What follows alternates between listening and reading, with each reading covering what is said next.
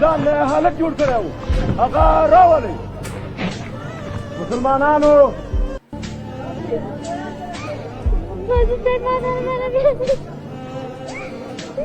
اوس به ته د خپل پر اقرار باندې صادق یې؟ درواغ به نه وه؟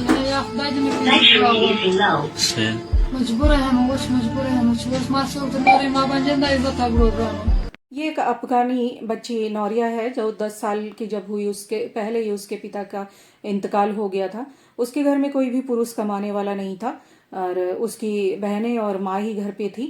तो उनके कारण वो लड़के का भेस रख के कैफ़े में नौकरी करने लगी, क्योंकि अफ़गान में तालिबानी रूल चलता है। वहाँ पर औरतें नौकरी नहीं कर सकती, पढ़ाई नहीं कर सकती और बहुत ज़्यादा ज़रूरी ना हो तब तक वो बाहर भी नहीं निकल सकती और बाहर निकलेंगी भी तो बुरके में निकलेंगी।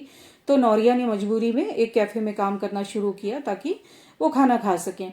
3 साल तक सब कुछ ठीक चला, लेकिन 3 साल बाद किसी तरह से पता चल गया कि नौरिया लड़का नहीं लड़की है।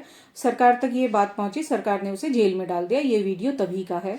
और जब किसी तरह से, वैसे तो ये जो जिनके 56 देश हैं उन देशों में अधिकतर मीडिया पर सरकार का पूरी तरह से कंट्रोल होता है। जो चीज़ें जो घटनाएं सरकार नहीं चाहती वो किसी तरह से भी बाहर नहीं आने दी जाती, दुनिया तक पहुंचने ही नहीं दी जाती। पर यह घटना किसी तरह से बाहर आ गई और जब मानवाधिकार वालों ने पूछा तो अफगान सरकार ने कह दिया कि वो 4 साल पहले का मैटर था, अब सुलझा दिया गया है।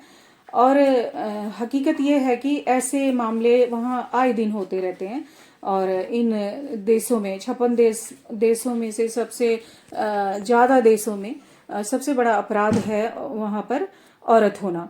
और सबसे ज़्यादा अपराध औरतों के खिलाफ इन देशों में ही होते हैं, पर कोई भी बात नहीं करता और बात निकलती भी है तो दबा दी जाती है। और इन बातों को दबाने के लिए ऐसे प्रोपेगेंडा जैसे भारत में चलाए जाते हैं कि एक अमुक देश को इजराइल बहुत परेशान कर रहा है और यहाँ पर बहुत सारी हीरोइन, बहुत सारे शांति प्रिय लोग चिल्लाते रहते हैं गजा गजा फ़लस्तीन वगैरह। ये सारे प्रोपेगेंडा जो भारत में चलाए जाते हैं ना, वो 56 देशों के ऐसे घटनाएं सामने ना आए इसलिए चलाए जाते हैं। जय भारत।